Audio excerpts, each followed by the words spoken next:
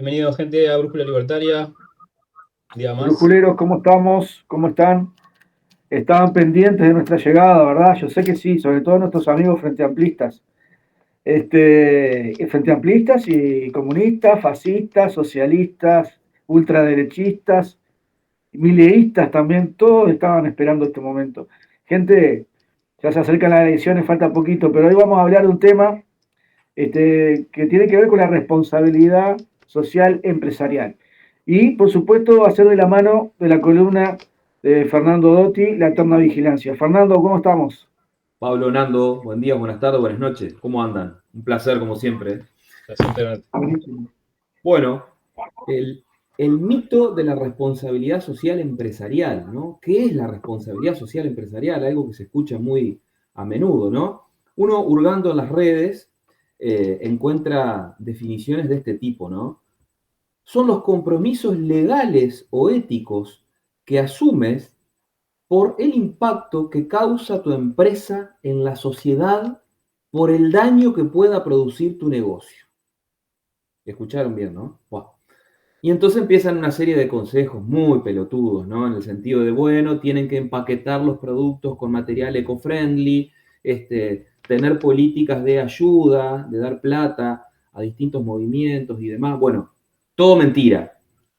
La única responsabilidad social que tiene una empresa en este país y en el mundo es hacer plata, mucha plata. Porque cuanto más plata hace, no solo que se benefician sus propietarios, se benefician sus empleados, sino que se beneficia la sociedad toda. Vamos a explicar un poquito a partir de esto, pero la competencia, en definitiva, la sana competencia, es un proceso de descubrimiento, de colaboración permanente entre distintos emprendedores, empresarios y consumidores, ¿no? Entonces, el buen empresario es aquel que logra descubrir necesidades insatisfechas que hay en el mercado, es decir, en la gente, logra dar en la tecla de las preferencias de la gente y a partir de ahí, de sus aciertos, se va a ver premiado por el voto favorable del soberano de la economía del mercado, quien con sus elecciones los va a estar premiando. Por el contrario, si no acierta, si no da con la tecla, si no ofrece un buen producto de una buena calidad a un buen precio, va a ser castigado con las abstenciones de la gente e incurrirá en quebranto, se irá a la quiebra y fin de la historia. Muchas veces se confunde el rol del empresario con el mal empresario, ¿no? Como lo hemos escuchado nombrar, los empresarios, como dice Milei, los empresarios prebendarios, como los califica José Luis Espert en sus libros, pero en definitiva esos están muy lejos del ideal de la libertad de empresa que defendemos, en definitiva, como manifestación de la libertad. El empresario prebendario es aquel que va a estar pensando no en cómo mejorar su producto, no en cómo mejor llegar a sus clientes, sino en, bueno, che, a ver, mirá, le llevaste flores a la señora del senador tal, que hoy cumple aniversario de casado, ¿no? Le es mucho más redituable recorrer los pasillos del legislativo, ser amigo de los gobernantes de turno, que buscar la excelencia en el producto que ofrecen. Y como son unos delincuentes, pero como no se condice con su estatus tener que andar robándole a la gente a mano armada, lo que hacen es robarle a través de los subsidios, las protecciones arancelarias, las prebendas, los beneficios fiscales, etcétera, etcétera, etcétera. Entonces, termina la gente siendo rehén, obligada por la vía indirecta, ese embudo que generan las protecciones arancelarias, los subsidios, ir a comprar un producto que a veces te lo disfrazan con el discurso de la protección de la industria nacional, que es un cuento chino, ¿ah? Obligás a la gente a comprar cosas que o no prefiere o que terminan siendo más caras y que las puede traer de otro lado en forma directa, más barata, en fin. Pero obviamente en el entramado de consumidores, empresarios, trabajadores, etcétera, naturalmente que el emprendedor, el sano emprendedor, ¿ah? Somos menos. ¿Ah? Es verdad eso, sí. Bueno, así como en el mundo del fútbol, Maradonas y Pelé hubo muy pocos, y el resto de los jugadores acaso fueron buenos, mediocres y malos, pero se destacan unos pocos. Esos pocos son quienes no sienten aversión al riesgo. Son esos pocos quienes deciden arriesgar su capital, arriesgar su tiempo, invertir, pagar el alquiler, hacer los trámites burocráticos con lo que implica Ministerio de Trabajo, BPS, DGI, que es una vía crucis realmente, seguros, etcétera, etcétera, tarifa comercial de UTE, de OCE, en fin. Y luego de todo eso, luego de arriesgar, de ser los primeros en llegar y los últimos en irse, de ser los primeros en pagar y los últimos en cobrar utilidades, luego de eso, si logran acertar con las preferencias de la gente, es bienvenido que les vaya bien.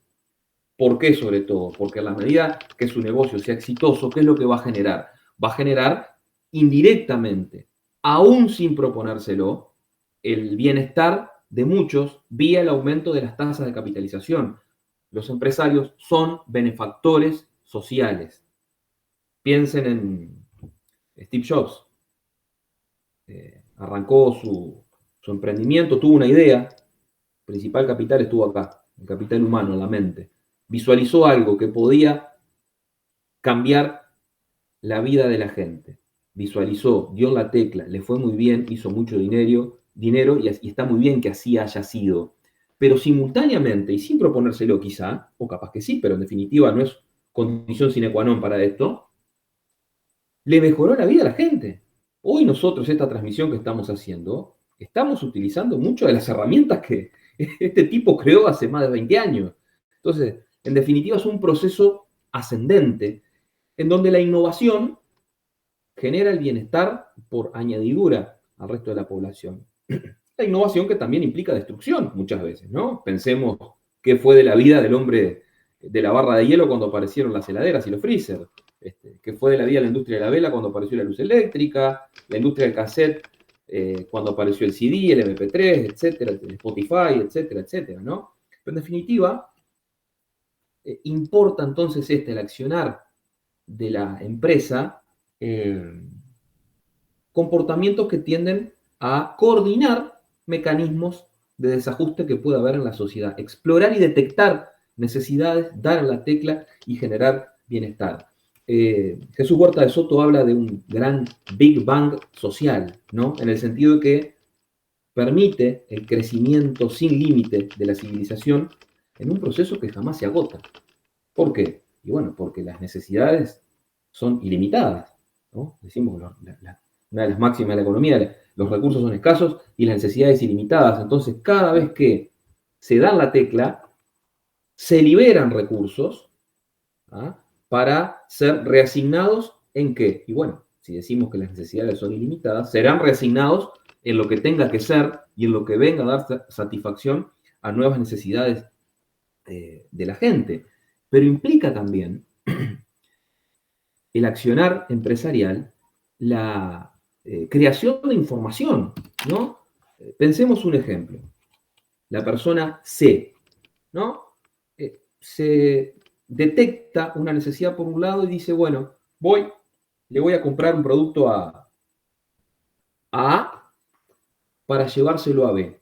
A, que tenía un producto súper abundante, que no sabía qué hacer con él, no tenía valor. B, por otro lado, sin saberlo, tenía una idea que no podía ejecutar porque necesitaba de ese producto, y C lo que hizo fue crear valor. Ideó en su mente una solución para dar satisfacción a intereses comunes, confluyentes entre A y B, que ahora B, en recursos que tenía súper abundantes, podrá especializarse y continuar en ellos, y A podrá iniciar su modelo de negocio que desembocará en otra satisfacción de necesidades. Por eso es que es un sistema de coordinación permanente. Ahora, ¿qué tiene que ver esto con el daño que puede generar o el impacto negativo que puede generar una sociedad el emprendimiento, cualquier emprendimiento de orden empresarial, como están en todas estas definiciones que uno busca en Google? ¿No? Es un soberano disparate decir eso. Hay un proceso de coordinación que no está establecido en ningún lado, que ningún burócrata baja línea, que es el proceso de mercado de coordinación. Miren, John Stossel, periodista norteamericano, cita un ejemplo y dice, bueno, imaginemos un pedazo de carne envuelto en una góndola de un supermercado, ¿no? Bien, uno va, compra y se lleva y satisface una necesidad, ¿no? En este caso, de comprar un trozo de carne. Dice, ahora imaginemos la cantidad de intereses totalmente dispersos y aislados entre sí que confluyeron para llegar con ese producto final de la góndola, del pedazo de carne en la góndola del supermercado. Está desde quien crió la vaca, desde los que hicieron los alambrados, de los que compraron maquinaria, veterinarios, contratos de transporte, importación, exportación, etcétera, etcétera, etcétera. Todo para llegar a un pedazo de carne en un supermercado. Ningún, el que crió la vaca no estaba pensando en la carne en la góndola del supermercado, estaba pensando en criarla, venderla y hacer plata, ¿no? Y así sucesivamente se van coordinando los distintos intereses para llegar al fin deseado. Muchos, lamentablemente, producto de esta idea que ha permeado en la sociedad, le ha generado incluso un sentimiento de culpa al emprendedor, ¿no? Incluso esto pasa en los gobiernos que se dicen estar más cerca, entre comillas, liberales o de derechas. Es una derecha culposa, ¿no? Anoréxica, ¿no? Que les da vergüenza alzar sus banderas. Entonces, todos estos tibios que andan con Gregrepa, decir Gregorio, ¿no? ¿Qué es lo que hacen? Bueno, dice, no, el Estado tiene que intervenir para evitar los abusadores, el Estado tiene que asumir mayor control, como si el Estado fuera incorruptible e infalible, ¿no? El propio Estado que no puede controlar sus propias empresas, las mal llamadas empresas públicas, porque para empezar, la empresa es aquella que arriesga su propio capital y la empresa pública se maneja succionando coactivamente ingresos de la gente y del trabajo de la gente. O sea que es una contradicción en los términos, ¿no? Pero démoslo por bueno. Vaya si hay casos de ineficiencia, precisamente porque además la eficiencia en el gasto de una empresa pública, así como el gasto público, es un imposible teórico. ¿Por qué? Bueno, porque se aplica la cuarta forma de gastar el dinero que hablaba Friedman, ¿no? Es decir, uno gasta el dinero de uno en uno, es la forma más eficiente de controlar porque sabe lo que le costó. La segunda forma es gastar el dinero de uno en otro. Bueno, ahí es el ejemplo típico cuando uno hace un regalo por cumpleaños, ¿no? Trata de gastar lo menos posible para quedar de la mejor manera posible. La tercera forma es gastar el dinero de otros en uno. Ya los incentivos al control y a la eficiencia desaparecen. Y la cuarta, que es la peor de todas, es gastar el dinero de otros en otros. Bueno, eso es lo que hace el Estado, eso es lo que hacen las empresas públicas. Entonces, decir que hay control y eficiencia es un imposible teórico, técnico. Pero bueno, parecería que el control del Estado es totalmente virtuoso y que no hay corrupción. Bueno, vean Pluna, vean ANCAP, deberían estar todos presos, ¿no? Sin embargo, ahí están vivitos y coleando y haciendo acuerditos por 2 pesos con la justicia, como pasó con Sendik, por ejemplo, ¿no? Que fue un insulto a la inteligencia de quienes se comieron este garrón, quienes pagamos la cuenta, que somos nosotros, ¿no? Que no nos preguntaron si queríamos participar de la capitalización. Pero bueno, es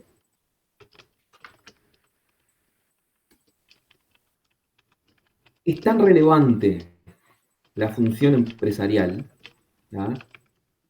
Muy lejos de causar impacto y daño en la sociedad, que imaginen qué sería de nuestra existencia si no existiera la función empresarial y no existiera la división del trabajo. Tendríamos que volver a una economía de subsistencia, puesto que tendríamos que producir todo lo que consumimos.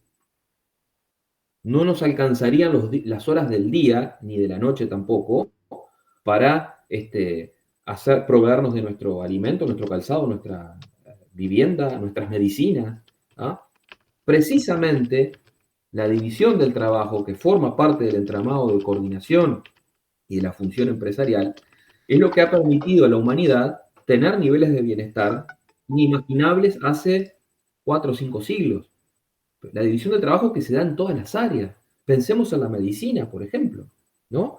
Antes la medicina era muy precaria y el médico, además de la precariedad que había en materia de respuestas a través de medicina, fármacos, en fin, etcétera, el médico tenía que saber de todo.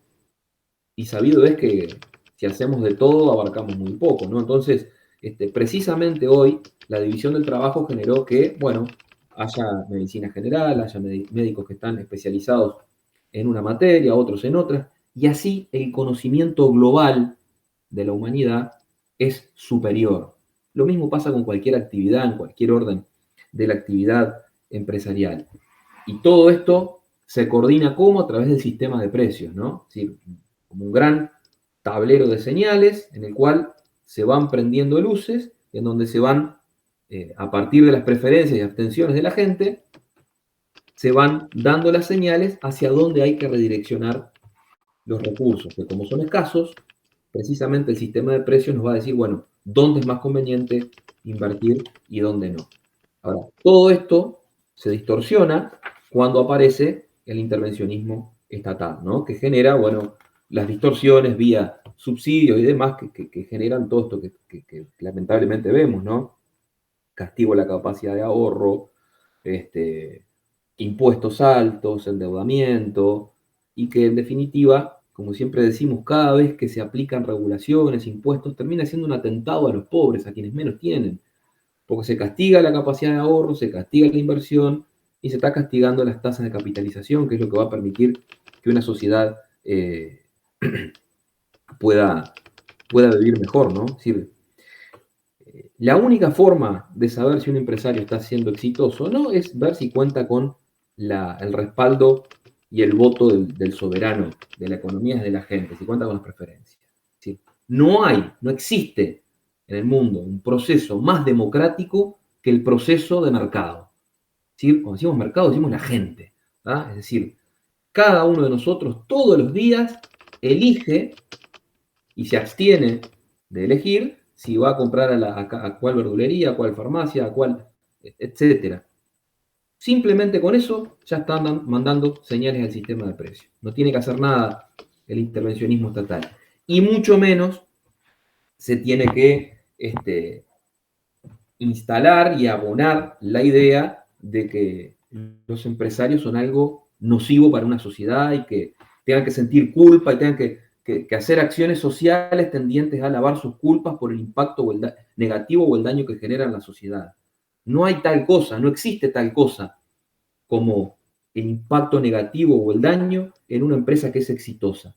Es una ecuación ganar-ganar. Todos ganan. Gana quien emprende, gana quien va a consumir, libre y soberanamente. Por algo se dan las gracias el comerciante y el cliente recíprocamente cuando termina la transacción. Ganan los empleados, gana el fisco, porque ese empresario va a poder pagar sus impuestos. Es una ecuación ganar-ganar. ¿Ah? Entonces, bueno, eso va a significar que se está creando mayor valor para una sociedad. En síntesis, sin ganancias no hay empresas, no hay bienes, no hay servicios, y si no hay eso, volvemos a la economía de subsistencia. Entonces, uno lo que tiene que hacer desde esta columna es decirle a los empresarios, pero no a los grandes, generalmente el grande, por lo general, no quiero caer en generalizaciones que podrían incurrir en injusticias, por lo general siempre hay alguna situación de prebenda ahí a la vuelta, ¿no? Pero al pyme, al comerciante chico de barrio, no sienta pudor, no sienta vergüenza de decir, soy empresario, soy exitoso, salgan a contar sus historias, cuenten sus historias de sacrificio, de levantarse temprano, de ser los últimos en cerrar, de laburar 14, 15, 16 horas por día, de los riesgos que corren, de las incertidumbres de tener que abrir la persiana del comercio y no saber si ese día van a vender lo suficiente para poder cumplir con la esclavitud tributaria en la que vivimos, de trabajar la mitad de su día para pagarle los impuestos a los parásitos que nos gobiernan. Entonces, cuentan las historias. Es necesario, es saludable que la gente lo escuche, que la gente joven lo escuche, que tengamos como sociedad otro amor por el riesgo, otro amor por asumir otras expectativas antes que ser empleados y sindicalistas. Porque lamentablemente la chatura del Uruguay te lleva a eso. A ver, convengamos, Nando, Pablo, cualquier comerciante está mal visto. Son los explotadores, te terminan hablando de la plusvalía, algo que von Bauer ya destrozó a fines del siglo XIX, explicando con el concepto de preferencia temporal, o sea, y sin embargo siguen con esto. Entonces, es necesario desde este otro lado dar la batalla cultural y machacar con los conceptos. En fin, hago una pausa así, meten cuchara y podemos interactuar un poquito más. Lamentablemente, dentro de la cultura uruguaya está mal visto progresar siquiera, generar riqueza. O sea, tenemos esta idea de que la humildad es no levantar la cabeza y por lo tanto mucha gente ya instintivamente, y creo que lo llevan al ADN, no se atreve a sobresalir. Ya de por sí, o sea, la humildad es visto como la virtud suprema para el uruguayo. Pero en términos generales, en Latinoamérica me parece, en particular, no existen las condiciones para que se dé el emprendedurismo porque existe una adversión extrema al riesgo. Lo cual es medio irónico, tomando en cuenta que todos somos descendientes de gente que cruzó el Atlántico para generar una vida nueva. Exacto, pero sin embargo yo veo distintos países y veo exactamente lo mismo. O sea, la gente que se digna a emprender es mucho, me parece a mí, es una proporción mucho menor en todo lo que es Latinoamérica a lo que es Europa o Norteamérica. Pero bueno, por lo que sea culturalmente, no sé cuál será la causa de eso. Pero en Uruguay Cultural, en particular está eso, la humildad y bajar la cabeza como virtud primordial.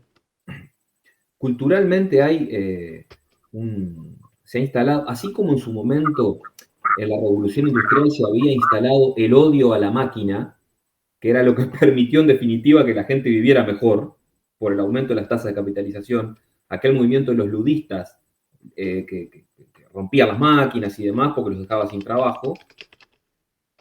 Recordemos que innovar implica destruir muchas veces para seguir progresando, pero precisamente por esas cosas ocurre porque la mayoría de la gente no entiende el sacrificio que cualquier emprendedor, por chico que sea, tiene que hacer. Entonces, prefieren ser empleados, que de esa manera tienen su vida resuelta, porque además es muy cómodo ser empleado, ¿no? No digo que esté mal, pero digo que es mucho más cómodo que ser emprendedor. Esa es la razón por la cual muy pocos se atreven, ¿no? No se atreven a emprender. Hay un texto de Ayn Rand, es muy breve, sale de este libro, a ver si se alcanza a ver en la cámara, se lo recomiendo. El capitalismo, Se ve. el ideal desconocido. Un librazo de Ayn Rand, que a quienes nos siguen y les interesa se los recomiendo. Decía Ayn Rand, si usted se preocupa por la justicia por las minorías, recuerde que los empresarios son una pequeña minoría. Una minoría muy pequeña comparada con el total de las hordas incivilizadas en la Tierra. Recuerde también que la mínima minoría en la Tierra es el individuo. Aquellos que niegan los derechos individuales no pueden proclamar ser defensores de las minorías.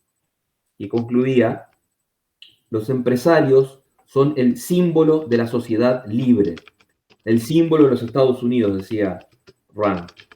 Si perecieran, la civilización perecería. Lo que decíamos, ¿no? Volveríamos a una economía de subsistencia, ¿no? Donde sería inimaginable la vida así. Pero si usted desea luchar por la libertad, debe empezar por pelear por sus representantes no recompensados, no reconocidos, ignorados, pero los más representativos, que son los empresarios. Así que, si hay algún emprendedor chico, mediano o grande que nos está mirando, yo le pido encarecidamente, por favor, que nos cuente ahí abajo en los comentarios sus historias de sacrificio, de riesgo, ¿no? Porque es necesario que la gente las escuche, las vea y las quiera imitar, ¿no? Pues de lo contrario, vamos a seguir en este derrotero bueno, que así nos tiene, ¿no? Exactamente. Es un tema que está muy bueno, porque la gente tiene que entender un poquito de economía y la gente a veces cae en un tema, la economía no, porque es todo número y matemática, tiene esa idea de que tiene que ver con eso y no. Ahora estamos hablando de economía y de una forma fácil de entender. Por eso nosotros animamos que la gente entienda estos temas, que se interese, porque hay un libro de Axel Kaiser, el último que sacó, que dice el economista callejero, cómo no caer en manos de políticos mentirosos, Y algo así. sí. Claro, porque ¿qué pasa? No es casualidad que en los liceos, yo que sé, quinto, sexto de escuela, primeros años del liceo y los demás, no se enseñe nada de economía, no se toquen ciertos temas. Lo único que se toca es Marx a final del liceo, pero, viste, Pero te no, digo parece más. que obviamente no les conviene a los políticos que la gente entienda, tenga conceptos claros. Donde tenga conceptos básicos y claros, Sí, ya la población mira de otra manera quién va a votar, ¿no? totalmente. Mirá, yo egresé de la facultad hace 20 años, en el 2004. En facultad teníamos una materia, economía política, no sé si seguirá haciendo los mismos planes ahora o no, pero jamás en los textos que consultamos para el estudio, era una materia semestral además, o sea que tampoco era la gran cosa, ¿no? Pero jamás vimos autores de la Escuela Austríaca de Economía. O sea, no está en el eje. O sea, veía Samuelson, Keynes, más de lo mismo. Entonces, obviamente, si ni siquiera te dan la oportunidad de ver, de comparar, que además, vos decías, fórmulas matemáticas, no. La Escuela Austríaca de Economía se basa en la praxeología, en la acción humana. ¿Ah? Nada de números, ¿no? Es simplemente entender la acción humana, explorar necesidades y dar con la tecla, como decía, la palabra empresa eh, viene del vocablo latino imprehensa, con H entre medio, ¿no? ¿Y qué quiere decir? Ver, percibir, descubrir, tomar, agarrar, es decir, es sinónimo de acción. Entonces, va por ahí la cosa, ¿no? Entonces, cada vez que despotrican contra los empresarios o cuando intentan instalar estos conceptos de cuarta, como la responsabilidad social empresarial, en el sentido de hacerlos sentir culpables por el emprendimiento y por su éxito, pensemos, tomémonos la máquina del tiempo, viajemos al siglo X, a la Europa medieval, y pensemos a ver si había heladera, si había freezer, si había aire acondicionado, si había televisión, si había radio, si había automóviles, ¿no? Y por un momento detengámonos a pensar, ¿quién generó todo eso? ¿No? Entonces, bueno, hay que tratar el cambio del chip, de correr el eje del debate hacia cosas distintas que nos permitan posicionarnos de otra manera en la sociedad, ¿no? Sí, la gente tiene que entender también, y porque después te dicen, que sos rico, tú salen con comparaciones absurdas porque uno defiende el capitalismo y sobre todo el libre mercado. Eh, a ver, la gente tiene que entender que existe escuela pública, entre comillas, que es estatal, salud estatal, para que la gente lo entienda, servicios públicos, es gracias al sector privado, de que gente ha venido y ha invertido acá. El Estado lo que hace es quitarle dinero a esas empresas, a esos emprendedores, y también a nosotros, porque ustedes cada vez que compran un paquete de fideo, de arroz, pan, lo que sea, están pagando sobre el precio de impuestos que va para ahí. O sea, pero el trabajo, la creación de riqueza proviene del sector privado. Y la gente tiene que entender eso y no demonizar al empresario. Es cierto que a veces el empresario, porque ahogado por impuestos, ¿qué hace? Para sobrevivir dice, bueno, lo voy a financiar la campaña de fulano, a ver si me da un par de obras para hacer. ¿Me entiendes? Pues lamentablemente hemos llegado a ese punto.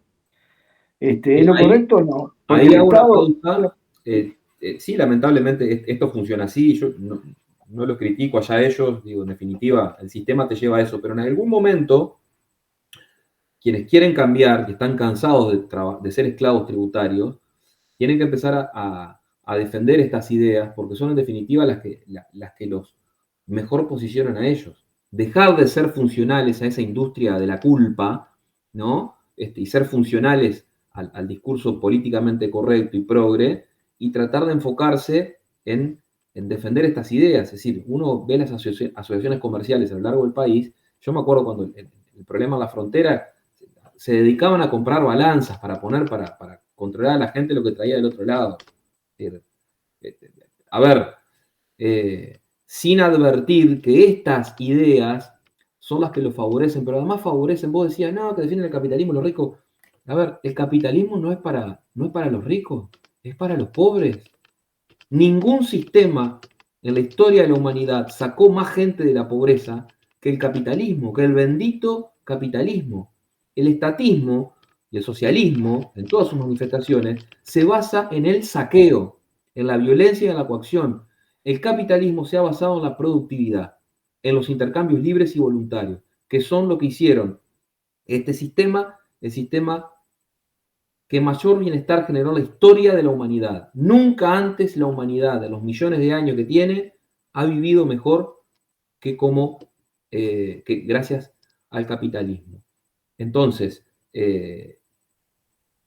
a mí a veces me causa gracia, ¿no? Porque dicen, bueno, nosotros los socialistas somos los únicos que nos ocupamos de los pobres. Bueno, sí es verdad. Los quieren tanto que los multiplican y los condenan a estar siempre pobres. Y además, si dicen, bueno, los ricos votan a los liberales y los pobres votan a la izquierda. Bueno, ¿a quién le sirve más entonces que haya pobres? ¿No? Entonces, bueno, queda todo dicho por acá, muchachos. Muchas gracias. Excelente. No, gracias a ti por pasar por acá, como siempre, con tu columna. Y brujuleros, aprovechen estos tiempos, estos minutos para ver estos videos, tanto la columna en este momento de Fernando Dotti, porque venimos hablando de estos temas económicos que están muy buenos, muy instructivos. Material hay de todo esto, por supuesto, siempre hablamos de los libros, Fernando también tiene libros. Y bueno, quedamos para la próxima, ya que tocamos el tema del beneficio empresarial. A veces viene de la mano una crítica que la dejamos capaz, Fernando, si te parece, para el domingo que viene. Tocamos la famosa teoría del derrame. ¿Qué te parece? Oh, me encanta. Sí. Lo dejamos para la próxima. Ahí va. Quedamos no así, parados de palo. Titular, no existe, ¿ah? Pero bueno. Vamos a hablar de eso. Spoiler precisamente. Muchachos, antes de terminar, un breve chivo.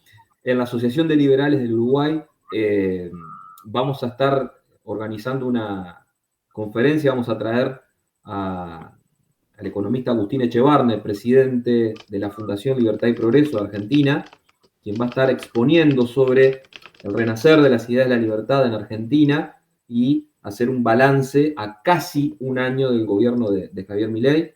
Seguramente la fecha sea el 1 de noviembre, viernes, en Montevideo. Así que bueno, aprovecho este canal también para difundir esta actividad. Vamos a contar con esta visita de lujo, realmente, como es la visita de Agustín Echevarne. Así que bueno, gracias por el chivo. No, estamos para eso, para fomentar las ideas. Y bueno, gente, ya saben, y bueno, nos esperamos para la próxima columna de Fernando Dotti, La Eterna Vigilancia. Es posible un abrazo a todos, mejor. Gente. Ese futuro existe solo si es liberal. Viva la libertad. Exacto. Vamos arriba. Nos vemos. Arriba.